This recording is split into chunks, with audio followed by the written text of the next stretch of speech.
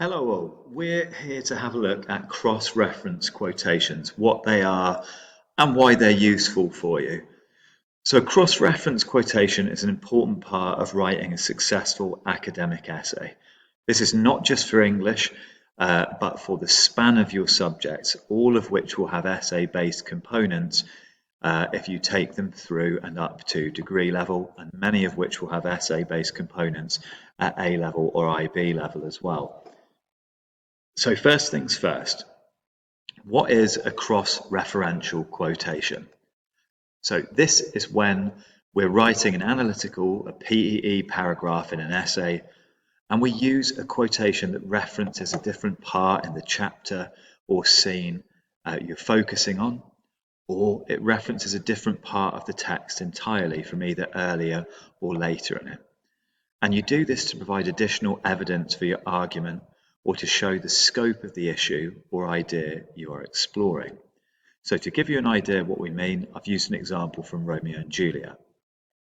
So you might be talking about the character Tybalt in Act 1, Scene 1 of Romeo and Juliet, and be making the point that he's violent, aggressive, and holds on to petty grudges. You might think, well, I want to create a really accurate and convincing picture that this is the case.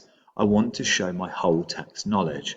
I want to show that I can trace character development or character staticness, so a character that stays the same, all the way through the play. So I might then choose to cross-reference to the party scene in Romeo and Juliet, where again Tybalt is expressing his rage that a Montague, Romeo, has been allowed to come to the party. Or I might reference the murder of Mercutio, where Tybalt displays an inability to compromise or to accept Romeo's submission in the face of his aggression, violence, and anger towards him. So, to summarize, we take the bit that we're having a look at, and then we think, where else in the text is this reinforced or underscored or accentuated?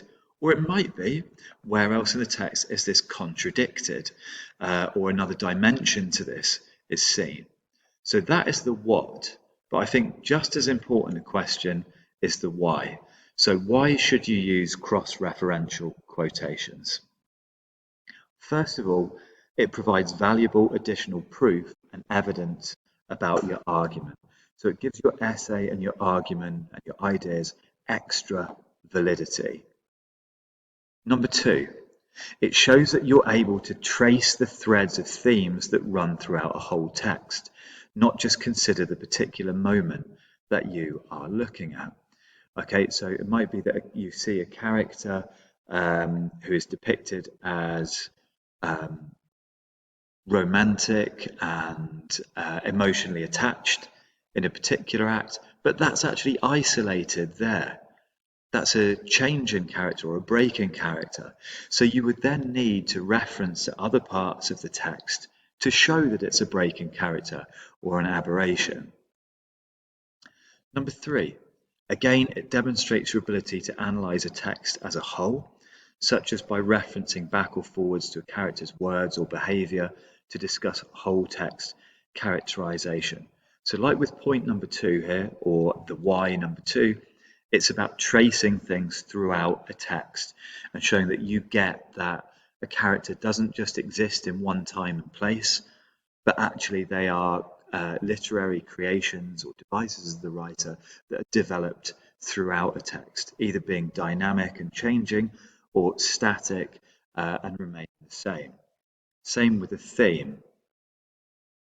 Number four, looking beyond English, looking beyond GCSE, it is a desired level to use integrated quotations, embedded quotations from several reference points when you're writing A-level and especially degree level essays. So this is a great skill for the future.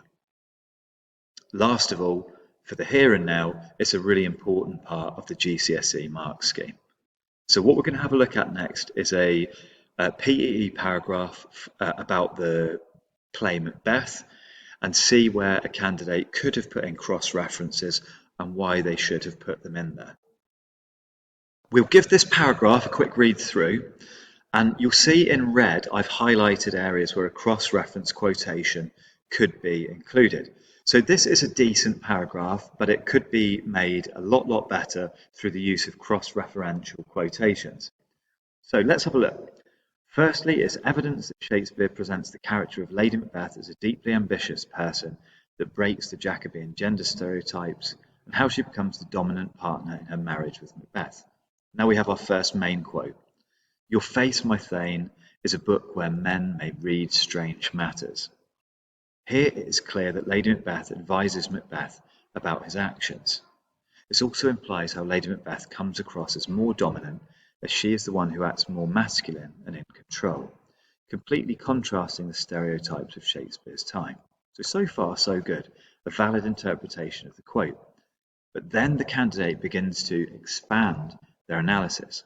So Shakespeare presents Lady Macbeth this way to warn the people of his time that women who are in power or have the ability to have power are impulsive. Now this hasn't been proved yet. This quotation here, your face, my Thane, is a book where men may read strange matters, hasn't been proved yet. So we want a cross-reference quote that shows that Lady Macbeth is impulsive. So I've got one just here. Okay, so I'm then going to pop in another one from Act 1, Scene 5, and shalt be what thou art promised. Okay, so we've now got it validated that she's impulsive. So let's carry on. So who are in power or have the ability to have power are impulsive, shalt be what thou art promised, and dangerous with it. Again, neither this quotation nor this one shows that she's dangerous. So we want a quotation, a cross-reference to another part of the scene to show this. So I've picked out this one here. My keen knife, see not the wound it makes. Okay, which shows that she's dangerous and she intends to do ill to other people. So let's read it back with our adaptations. Shakespeare presents Lady Macbeth this way to warn the people of his time that women who are in power or have the ability to have power are impulsive, shalt be what thou art promised, and dangerous. My keen knife, see not the wound it makes with it. So let's carry on. He depicts Lady Macbeth as a seriously ambitious woman. So again, to repeat what I've said already, this is not proven by the quotations that we have already used. So we need something to prove that she is an ambitious woman. And we've got this one here, all that impedes thee from the golden round. So you see that the use of the cross-reference quotations becomes an embedded part of the analysis. So this person here is being analytical and reading for implied meaning, but they haven't validated with cross-references. So let's read this back. He depicts Lady Macbeth as a seriously ambitious woman, all that impedes thee from the golden round, to scare the audience into making sure that women are controlled. It's also clear with this quotation that Lady Macbeth also takes initiative in her life and starts to do whatever it takes to gain her journey of success. It's also apparent after reading Macbeth's letter that she sunk deep into the atrocities of witchcraft. So, is it clear? We don't know yet because we don't have a quotation to validate that, and it's not validated by the other quotes that we've used. So we're going to use another one here, the atrocities of witchcraft. Come to my woman's breast and take my milk for gall, you murdering ministers. Okay, which is very witchcraft-like behaviour and language. And then we carry on. Another way that Shakespeare wants his audience to feel intimidated by Lady Macbeth's impulsive thoughts to warn them. Because in the past, Lady Macbeth has felt powerless and defeated because of her baby's death. Again, have we got proof of this? Not yet. So we're going to throw in a quotation here. And this one's actually from Act 1, Scene 7. So we're now cross-referencing to different parts of the play entirely.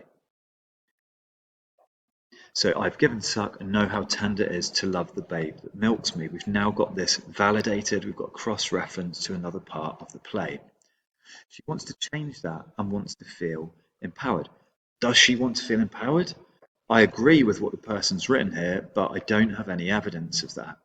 Okay, We fail, but screw your courage to the sticking place, and we'll not fail. So, what shows more confidence than her belief that they cannot fail in their ambition to kill King Duncan?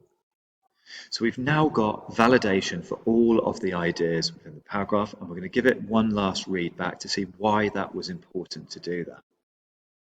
Before we have a look at that paragraph again, here's just a quick reminder. So your Shakespeare essay is marked out of 30 on the AQA syllabus, the EdXL syllabus. And we'll see that part of that is discriminating use of relevant examples in support. So this means that you use quotations regularly, they're embedded, and they are there in order to validate or support, as it uses in the language of the exam board, to validate the arguments that you make. And also, when it says discriminating, they're carefully chosen, they're concise, and they come from varying sources in order to validate your idea. So you can see that there's a clear link between getting into the higher grade boundaries and using relevant examples that are discriminating and supportive. A final read through then. In purple, you'll see the changes that have been made. So now this paragraph is still not perfect, but it's an awful lot better and improved from where we were. Firstly, it is evident that Shakespeare presents the character of Lady Macbeth as a deeply ambitious person that breaks the Jacobean gender stereotypes and how she becomes the dominant partner in her marriage with Macbeth. Your Face, My Thane is a book where men may read strange matters. Here it is clear that Lady Macbeth advises Macbeth about his actions. This also implies how Lady Macbeth comes across as more dominant, as she is the one who acts more masculine and in control, completely contrasting the stereotypes of Shakespeare's time. Shakespeare presents Lady Macbeth this way to warn the people of his time that women who are in power or have the ability to have power are impulsive, shalt be what thou art promised, and dangerous. My keen knife see not the wound it makes. Whither? He depicts Lady Macbeth as a seriously ambitious woman, all that impedes thee from the golden round, to scare the audience into making sure that women are controlled. It's also clear with this quotation that Lady Macbeth also takes initiative in her life and starts to do whatever it takes to gain her journey of success. It's also apparent after reading Macbeth's letter that she's sunk deep into the atrocities of witchcraft. Come to my woman's breasts and take my milk for gall, you murdering ministers. Another way that Shakespeare wants his audience to feel intimidated by Lady Macbeth's impulsive thoughts to warn them. Because in the past, Lady Macbeth has felt powerless and defeated because of her baby's death. I have given suck and know how tender it is to love the babe that milks me. She wants to change that, and she wants to feel empowered. We fail, but screw your courage to the sticking place, and we'll not fail, and take control to get rid or distract her from her grief. So we've got a much stronger paragraph. And just to come back to the whys here, now we've got valuable additional proof and evidence about the argument. We can see that this person understands the threads of the theme of gender and the supernatural that run throughout the whole text. We can see that this person also is able to reference forward to Act 1, Scene 7 to see the development of Lady Macbeth's character and the whole picture of who she is and why she's like that. And the person is getting themselves ready for those key skills at A level and degree level whilst picking themselves up valuable marks for the here and now on the GCSE.